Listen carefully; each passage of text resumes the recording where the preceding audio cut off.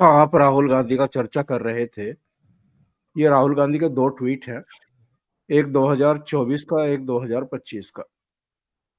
दोनों ट्वीट की भाषा तक लगभग एक जैसी है। चित्र भी एक ही लगाए गए हैं। जो नीचे लिखा गया है वो भी एक ही फॉन्ट है, यानी सारा ही उठा करके चेप दिया गया। तो ये त्योहारों के प्रति अनिच्छा और मैं तो कहूंगा कि निरादर का भाव है ये, जी कि आप केवल औपचारिकता पूरी करने के लिए पिछले ट्वीट ढूंढ करके उसी को बस चेप दे रहे हैं। कुछ अतिरिक्त करने की आपको जरूरत ही महसूस नहीं हो रही है। सर, वो भी इन्होंने नहीं किया होगा, वो भी इनकी टीम के किसी आदमी ने याद दिलाया होगा। अगर यार वो शुभकामनाएं देनी है तो पिछला वाला उठा के चिप दो।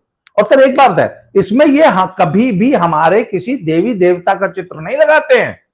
इनकी कोई भी आप ट्वीट या आप देख लेंगे, इसमें कभी भी भगवान राम का या सीता जी का या हनुमान जी का या किसी भी हमारे गणेश चतुर्थी पे गणेश जी का चित्र नहीं मिलेगा। वो कभी लड्डू बना देंगे, कभी दीपक बना देंगे।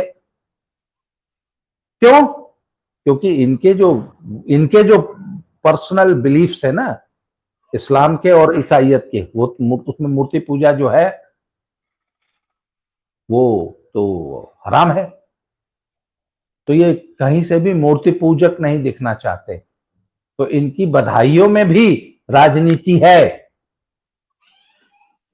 और ये जो मैं चित्र दिखा रहा था, इस चित्र में अगर आप देखें तो पवन खेड़ा दिखाई दे रहे हैं तेजस्वी के बराबर में। यानी पवन खेड़ा का स्तर उन्होंने तेजस्वी के बराबर कर दिया है, या तेजस्वी को पवन खेड़ा के समतुल्य माना है। कांग्रेस का कोई बहुत बड़ा नेता भी नहीं है जो इनके घोषणा पत्र जारी करने के मौके पर इनके साथ खड़ा हो जाए। इसको संकल्प पत्र से दूरी माना जाए, या ये माना जाए कि ये बकवास घोषणा पत्र है, झूठ बोला जा रहा है, हम इसके साथ क्या खड़े हों, या कोई और मानसिकता आप समझते हैं? सर सच ये है कि राहुल गांधी को डे वन से पता था कि उनको बिहार में क्या मिलने जा रहा है। मैं हमेशा से डे वन से कहता हूं कि इस बार कांग्रेस पार्टी दहाई की संख्या नहीं छुएगी बिहार में। 10 से नीचे रहेंगे। अब कितनी, वो 4-5 सीटें भी रह सकती है। और राहुल गांधी को डे वन से पता था। और राहुल गांधी बिहार का चुनाव लड़ने के लिए बिहार गए ही नहीं है। राहुल गांधी का एकमात्र लक्ष्य है कि बिहार से तेजस्वी को और यूपी से अखिलेश यादव की राजनीति को बिल्कुल समाप्त कर दिया जाए। इन दोनों पार्टियों को बिल्कुल जीरो कर दिया जाए। जब तक ये दोनों जीरो नहीं होंगे, भारत में कांग्रेस का रिवाइवल नहीं होगा। और ये बिहार का चुनाव जीतने के लिए नहीं लड़ रहे हैं, ये तेजस्वी को हराने के लिए लड़ रहे हैं। और आप देख लीजिएगा, इस चुनाव में जब रिजल्ट आएंगे 14 तारीख को, मैं और आप फिर बात करेंगे।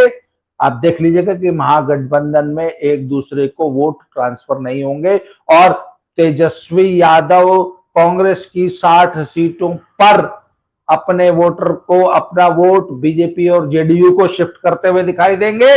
और 140 सीटों पर कांग्रेस अपना जो भी थोड़ा बहुत वोट बैंक है वो भी बीजेपी और जेडीयू को ट्रांसफर करती हुई दिखाई देगी। ये दोनों सिर्फ एक दूसरे से लड़ रहे हैं। इनकी लड़ाई जेडीयू और बीजेपी से है ही नहीं। और ये आपको 14 तारीख के रिजल्ट में दिखाई देगा, क्योंकि ये एक दूसरे को निपटाने की लड़ाई लड़ रहे हैं। पर मुझे एक बात से ही समझ में आई कि तेजस्वी ने अपने 20 दिन राहुल के पीछे लग के उस वोट अधिकार यात्रा में क्यों खड़ा? ये मेरे लिए आज भी पहेली है। तो पहले दिन से अलग हो जाते गए, हमारे ये फर्जी यात्रा है, फर्जी मुद्दा है, हमारा इससे कोई मतलब नहीं। जान बच जाती अगर ऐसा कर दिया होता तो। हाँ, और सर अब भी मैं बता रहा हूं, ये बुरी तरह चुनाव हारेंगे और इनके पास एक रेडीमेड बहाना तो तैयार ही है। ना जी ना, हम तो जीतते, मोदी ने वोट चोरी कर।